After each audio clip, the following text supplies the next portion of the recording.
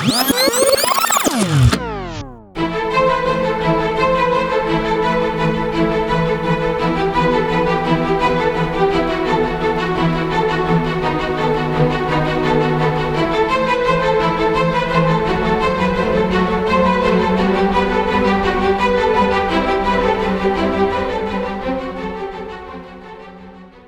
going back 18 months, I get contacted by a company that I've never heard of before. Sounds. Obviously you guys have, because you guys have seen the Avant review. That came out first. Blade should have followed, now Flame. But originally, they contacted me in regards to this IEM first. And I said, seeing as the channel is predominantly a flagship-centric channel, I would like to test your 10BA Avant Summit tier flagship for this company first. Let's begin with that. And I must admit, they did tell me, we think, judging by your reviews, you will like this one more. I said, yeah, I want to do that one. Fine. They sent that one. We finished the review. Very decent IEM. Exceptional, in fact, in regards to detail retrieval and technicality. But a bit too reference. Not quite my flavor, possibly. Well, we'll see.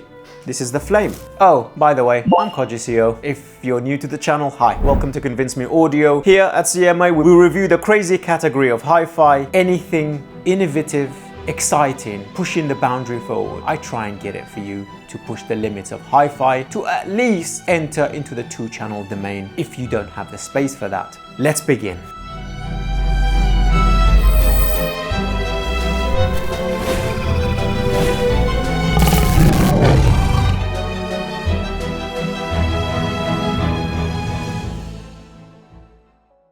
Sounds boys, it's always an absolute pleasure meeting you guys at the shows, and we always have a good time and grab a beer afterwards. Such lovely people, honestly. These guys are legends. So if you are at SoCal and if you are at New York, I do recommend stopping by. And they also bring their custom kit so that if you do want their IEMs in custom form, they will do their molds for you right on the show floor, and this is an exceptional idea. I love it. So the box is identical to the Avant. Check out all the prices down here. They might have changed. I don't want to make any mistakes. All the way down to their Muse and Blade. They all carry this very nice, clean box, magnetic clasp, coming over like this. By the way, they have introduced on their website, seen as their custom company, new faceplates. So you got the stock, then you got the premium, and then you got this. Oh, this is something very special. They all sound identical, by the way, but the faceplates do change. They've changed the capsule a little bit. This feels a bit like the Blade unit. This is the Flame Tiger Edition, gold-plated silver faceplates. Ooh, they feel a little bit chunkier than the stock Flame, if I'm not mistaken. So the accessories are some tips, some cleaning tools inside their capsule. We're doing all of this backwards, but I think you guys can forgive me. Inside is fluffy material, the same as the Blade and the Avant, so you're quite familiar with this. This will keep your IEM safe for the next 100 years, and there will be absolutely no problems. The cable has been changed because of the tip at the end. These can be hot swapped for 3.5 and 2.5, I believe. They've got other types of cables as well now, not just the stock kind. They've got premium cables all the way up to, I believe, €1,000, but all the description will be down below. I don't have any of those premium cables here, but I will try and bring them for you for the next review of another Sounds product. Very decent cable, doesn't keep its shape, very thin and quite ergonomic. There's one aspect I don't like about it. I'm not a big fan of this bit that goes over the ear. The heat shrink has not been shaped like a human ear. It's straight like this and it goes straight like that. Boys, I think you need to work on this a little bit, please, so that it's actually rounded. If it's gonna be stiff like this, so that it goes around the ear better. This is, as you can see, if somebody has it on their ear, at the back of the ear, it'll be straight like this, but the IEM will be up too high. And if you have it like this long bit will hang over the ear. It just doesn't contour to the shape of the ear, unlike the underside of your IEMs, which are the most custom universals alongside QDC you're ever gonna find on the market. I talked at length about this in the Avant and in the Blade review. You've got this bulge that sits precisely here, inside the ear, the bowl of the ear. You've got the contour of the ear here that sits perfectly inside and locks into place. These are almost a semi-open design because of the bass response. So they do break the seal for the bass response in the IEM itself, so that it's got that diffused field sort of effect, so that the IEM sounds like a subwoofer inside. The bore is quite large because there are 3 bores inside this unit, not just one. This really does help with imaging and stage, which we will get onto. Another aspect of this IEM is the semi-open design for the tips. They are quite silky, a little bit stiff, but they do create this quite big shape. So if you've got tiny ear canals, you might have to hunt for tips. But in my testing, their custom tips for their own IEMs is the best sounding yet. I don't like any other tips I've tried with these, and I've tried a lot. I always come back to the stock tips, bear that in mind. And then finally we get to the beautiful faceplate. I mean, look at this thing. The only other Tiger IEM, very actually relevant to the channel, and I'm hoping the Avant analysis and them seeing the channel had some kind of influence here. I'm taking a little credit here, but obviously with no proof. The Tiger Face IEM, this is a win. This is speaking to my soul a little bit. I love tigers. Please, if you can, support the amazing hard work that gets done looking after Siberian tigers and looking after Bengal tigers in the wild. Let's not lose these majestic animals. I'm sure there are many companies and charities that help with this. Help them if you can.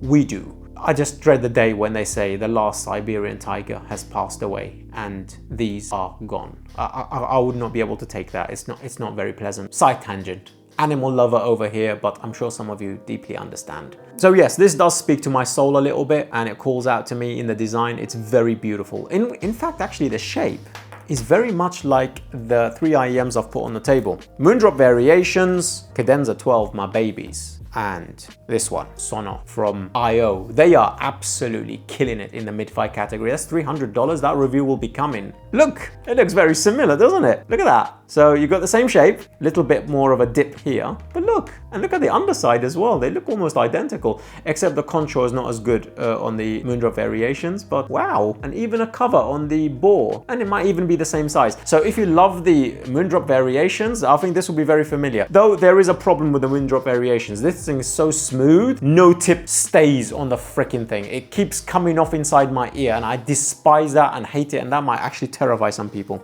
Okay, so the design is quite close to the Moondrop Variations, except the faceplate. This is very much in reminiscent of the QDC V14 Premium IEM. That dragon or tiger, I think it was, I can't quite remember, was absolutely incredible. That was $7,000. This sits at base price here and 300 euros extra for this faceplate. And like I stated, I think there are some other faceplates that is available too, but I would go for this one, for me personally. If I see this, I would go for this. 2-pin connection as well. Okay, that's enough about the beautiful design of the IEMs. Ergonomics, like Blade, like Avant, almost custom. Great. Let's get on to the sound. These IEMs are definitely warmer than the Blade and than the Avant. These IEMs are correct. They were very correct. Over at Sounds, they told me I would enjoy this more tuning wise than the other two, and I do. I love Blade. I think it's absolute game changer for the 500 euro category. This is in the lower flagship category of Mest Mark III now, and QDC Tiger, etc. This is sitting in a very precarious position of pricing, where there are some very angry IEMs available, like Monarch Mark IIIs and some of the others. There's a million of them. They get released every day. But even with that, these come out of the gate absolutely freaking swinging. But there is competition, unlike for Blade. I think Blade is doing something very special, and Avant's technicality was doing something very special in the higher category. But where this is sitting, the market is extremely busy, and I'm pretty sure you will be picking it for certain aspects of this. Hopefully this review will clarify. This is a warm bass, texturally rich mid-range, highly technical IEM. universal for all genres. Micro detail is not quite on the levels of Avant and QDC Tigers, but just below. But because it blends it nicely into the characteristics of the IEM, of the instrument itself, I think it's absolutely fantastic and it doesn't sound overly forced. The bass response sounds like a dynamic. This is an 8BA driver, 3-bore IEM, full specifications down the screen. And it doesn't sound like BAs. They have tuned that BA timbre 95% out. There is just one area where it's prevalent, and it's not by much either. It's the same as the QDC line, and Ambient Acoustics is the only company I know who truly got rid of it. And that is in the 6K region, where drumsticks and stuff sometimes come across a little bit BA timbre-ish. Not too much, but just a little bit. You can tell it's BA. So what is the characteristics of BA timbre? It's ultra quick, but the decay is a lot quicker than sometimes the instrument warrants. So for example, you want some resonance and decay for the aftertone, the trailing end of notes, and this cuts it off pretty quickly. It's really good for EDM, by the way. Like this sort of attack and incisiveness and macro detail, I should say, is extremely quick and extremely excellent for electronic music. For rich, real instruments, violins, cellos, etc., drums, Chinese drums, classical drums, drum kits, percussion instruments, BA tends to cut off a little bit of that decay, which loses a little bit of the realism, but I think they've done a very good job balancing everything out very nicely here. The crossovers is a design of their own, it's patented, and it's exceptional. Sub-bass to treble region is coherent, cohesive, and a fantastic performer. Stage is not as good as Meze Alba, incidentally. Stage is pretty decent, but it's definitely more holographic than big and in front of you. Separation is excellent. And it's a very accurate IEM, just a tiny bit warm, but it's a very accurate, balanced IEM, and the bass response sounds like a subwoofer and sounds like a dynamic driver. And the BA has been tuned in such a way, it has that sort of beryllium snap, which is extremely incisive and fantastic performing. These IEMs are the least fatiguing of all the Sounds IEMs. They're the most all-day wearing for me, sonically, not hardware-wise. Hardware-wise, they're all as comfortable as each other and they disappear in the ear. But you can buy these in the customs if you have a mind. Their IEMs predominantly are for the professional market, for singers on stage, and I think they have managed to cross the boundary to audiophiles exceptionally well, especially with Flame. Fiery. They scale up tremendously. That's why I have, first of all, starting with the M15. This drives it nicely. This does a much better job at CMA 18 portable, very reference sounding, loses a little bit of that warmth, comes down to a bit more of a reference sound, and then rich textural information, God tier, luxury and precision P6 Pro, and it scales up tremendously as you go up this line. This IEM should be worthy of your attention over even Mest, over even some of the other variations like Monarch Mark III. The only rival for this is the namesake, QDC Tiger. I think for me, these two are the ones that truly battle it out. That is a bit more Harman in the mid-range. This doesn't sound like it's really adhering to a Harman curve. This is more of a pleasant tuning, actually enjoyable, and it's all genre specific. And as you can see, there's a little switch like all Sounds IEMs. This is a bass boost, predominantly in the sub bass going up to the mid bass, but it does thicken the sound in the upper bass a little bit for me, so therefore making the mid-range a little bit thicker than I like personally. So I rarely use these except for electronic music, but it does a very clean job. It doesn't add too much distortion, but there is some, not too much. Because the IEMs themselves are ultra clean, high resolution, very resolving units, and the drivers are extremely dynamic and extremely clean. I don't like messing with that personally. I'm a bit of a purist, as you guys know, so a bass boost is nice, but I always feel dirty using it. I feel like I've done something wrong sometimes, but that sub-bass elevation is sometimes necessary for extremely dynamic electronic music, such as Infected Mushroom, but I don't use it too often. Let's do some comparisons. QDC Tiger is a bit more resolving in the treble region. They're using EST-AT drivers, and I think the sub bass in this is a little bit better, and that is a little bit better in the treble region. Mid-range, those are a little bit V, not quite, but a tiny bit of a dip like Sasvara's in the 2K region. This doesn't have that. I feel this has a better uniform mid-range. Moondrop Variations has better bass than this, without a doubt. Moondrop Variations has better bass than most things up to about 2200. I've never heard any bass like Moondrop Variations. They're the king. It's as simple as that. I keep coming back to it. I keep thinking, no, these are a little bit better, or that's a little bit better. No. Moondrop Variations is one of those IEMs that keeps coming back every single time when there's a newcomer and goes, I'm still doing a good job, and it's half the price of these. But it's not as technical in the other areas of resolution, etc., like the Flame. Against my Songo, these are the new IEMs, the brethren of the Volare. These are half the price, and my goodness, these are god tier as well. Same design of the underside, very form-fitting, much larger IEMs. I haven't even started the review on these, but my goodness, they were incredible. Detail retrieval, I think I would give it to Avant. Bass, I probably would give it to... it's a draw.